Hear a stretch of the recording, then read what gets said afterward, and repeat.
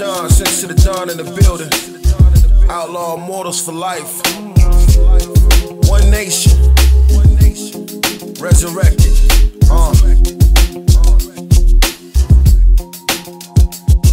It's a real nigga roll call. Yeah, so you heard it from Brother Red Pill. I mean, you know, everything is a work in progress. And I like to think, I like to deal with things from, you know, more of a scientific standpoint. You know, as a person who is a student, period. I'm a student of all that. I study a lot. I come to the realization that the more I know, and the more I study rather, the more I realize how much more is there to know. What does that mean? That means I become humble. I don't think that there is one way to solve a multiplicity problem.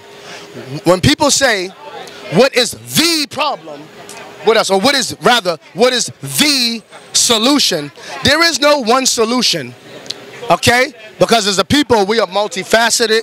We all don't think the same, don't all do the same, don't all have the same methodology, don't have all the same upcoming and background, although there is a common thread.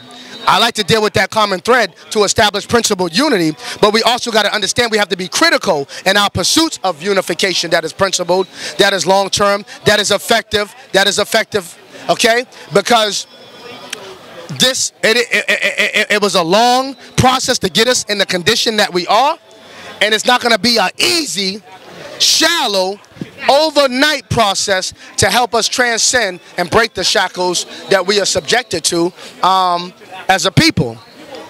So, you know, just bear in mind, we have our work cut out for us. So along the line of maturing in what we are to do, you know, maturing, there's even skill levels, okay, that you may have, that you have to mature in your knowledge of skill levels on how to apply them.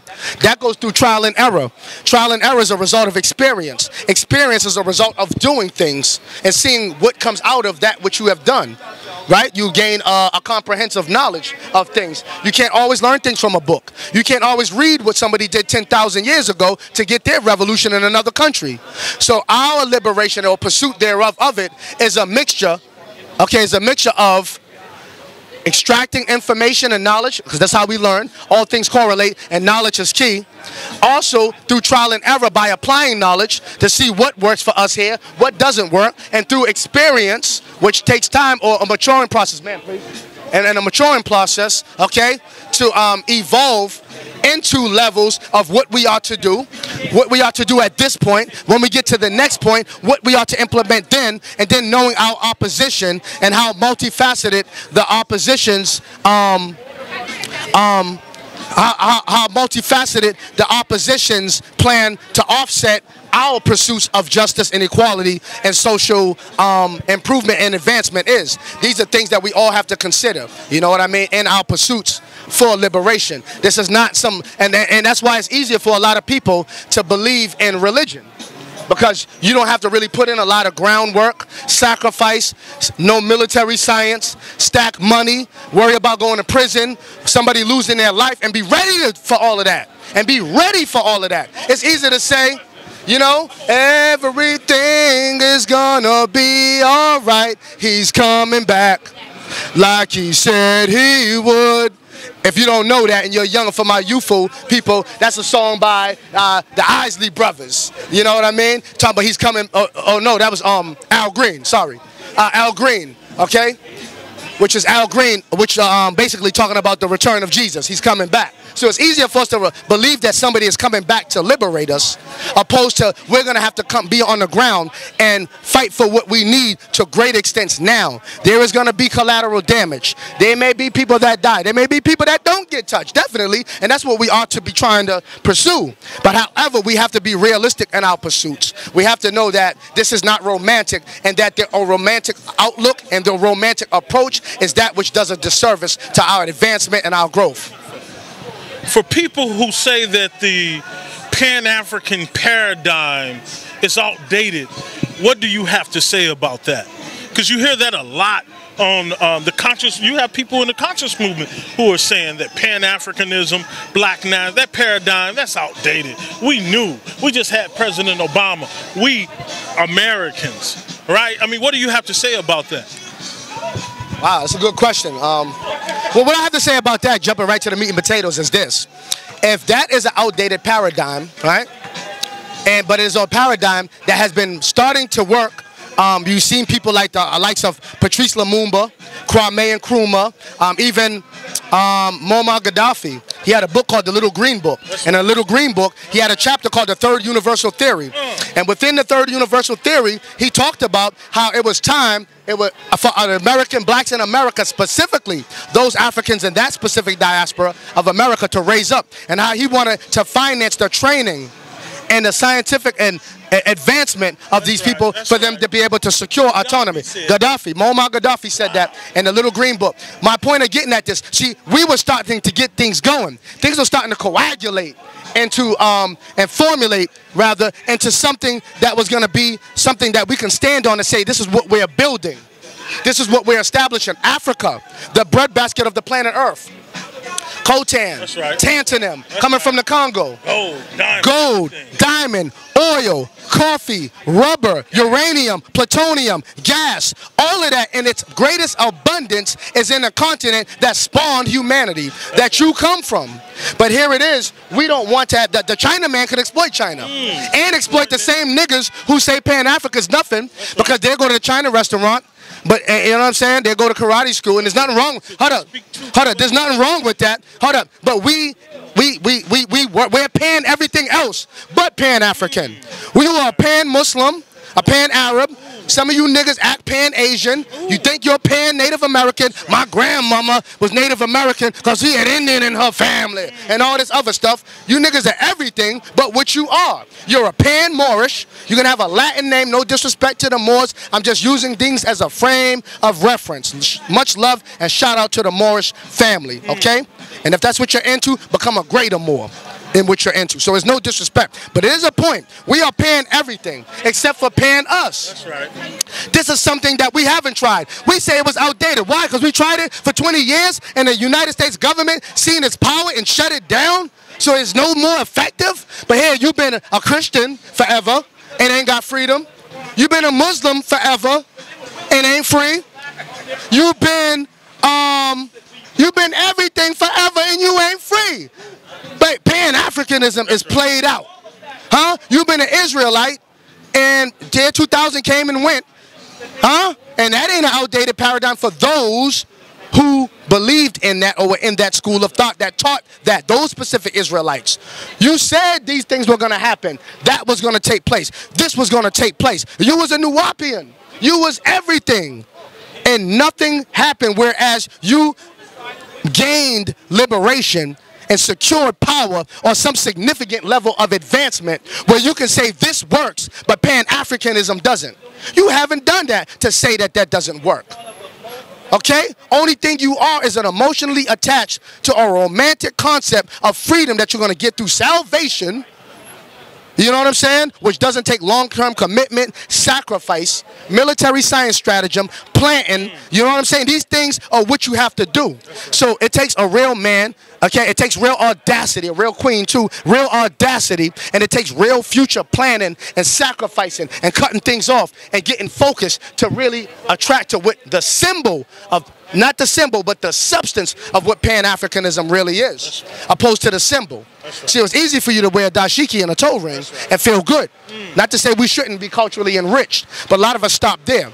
You know what I'm saying? Well, I know all about Africa. I've read all the books. And I've been to Africa a few times. Yes, I've studied the Ifa. I have a PhD in this. I've studied that. I've been to Kemet so many times. You know history, but you don't know our story. What I mean by that is, you don't know the story of the people right in the community that you're in, some of you. Because you study a lot of things. This is for the fake Pan-Africanists too. And the pseudo-Pan-African and black nationalists too. Because their paradigm is played out, never was played in. But I think a lot of people get it misconstrued. Separating the pros from the cons is what I have to do to let people know what is and what isn't and why. You see what I'm saying? You see what I'm saying? This is very important. So here it is. The Africa's the breadbasket of the planet. All the resources is there. All the technologies, the technological potential for technological advancement with our greatest minds, which exist here. Imagine if we made the synergy, okay, between our greatest minds here and those willing to unify that already granted us dual citizenship, countries like Ghana and other places in Africa that already opened the doors for dual citizenship, for us to get land, to buy land, and to plant, right? Is not this a fact in Africa? That's right. Not only that, Minister Akbar Muhammad of the Nation of Islam is on tape getting his U.S. citizenship about 3 months ago in Ghana, right? And they gave over 300 citizenship not only to Africans who were born in the United States, but in all parts of the diaspora. So those doors are most definitely there. So preach on, brother, preach on. I'm a teacher instead of preach because I'm better at teaching than preaching. That's right. But as long as I'm reaching, then you can call it preaching. Every time. Now, let's put things in perspective, okay? Everybody is benefiting off of exploiting Africa. Right. We don't even want to benefit off of unifying principally with the country that we come from, that we say we're not meant.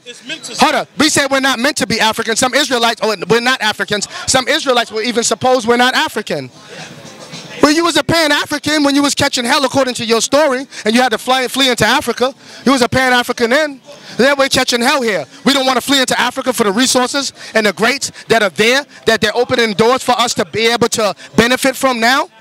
We have to ask ourselves these questions. See, I think it's about being re-educated and what Pan-African is from a social scientific standpoint and from a realistic standpoint that is beneficial for us here in America or in the diaspora today.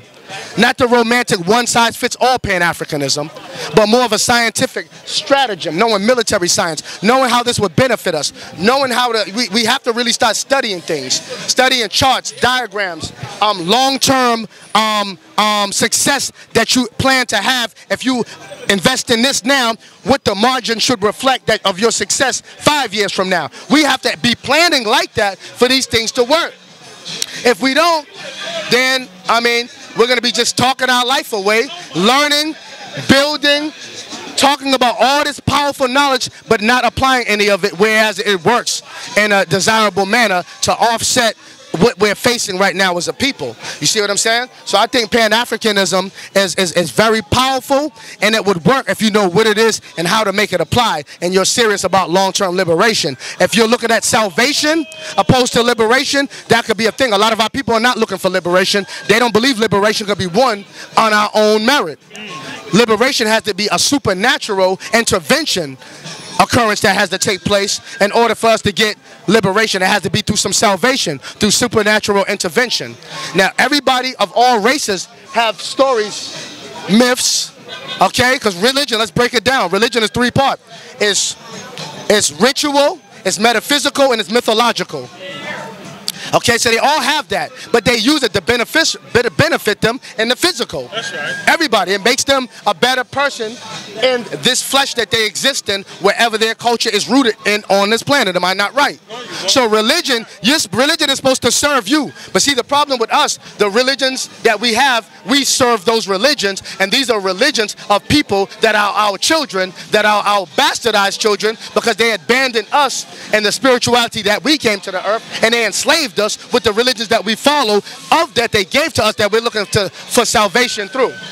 A lot of the religious dogma and a lack of education of what real Pan-African and black nationalism is as a result of false narratives given to them through PBS, NBC, ABC, and Fox, and Lord knows whatever other news media that was given over the years, the false idea of what Pan-nationalism and black nationalism and Pan-Africanism is on purpose to deflect them for wanting to advance their own causes. We have to put all these things back into perspective because this is what is missing, and this is one of the contributing factors to why our people don't see any value in that and think that it's played out, but they're following something that is a 1,000-year-old regime that has been kicking our ass the whole time, and they fight and ready to kick our ass for saying Pan-Africanism, and a religion that's been kicking their ass and took away Pan-African or success from them in the first place. We are brainwashed. We're not brainwashed. We're under a spell. Spell must be broken, though. All right, brother. Well, thank you very much. That was very, very powerful. For Baba TV, every time, fire. That was nothing but fire. Pure fire. The return of Sankofa, who really ain't been away who hasn't been away from us for too long. But any time that we miss you, hey, we miss you, brother. Thanks a lot, bro. Peace and black power. Peace and black power.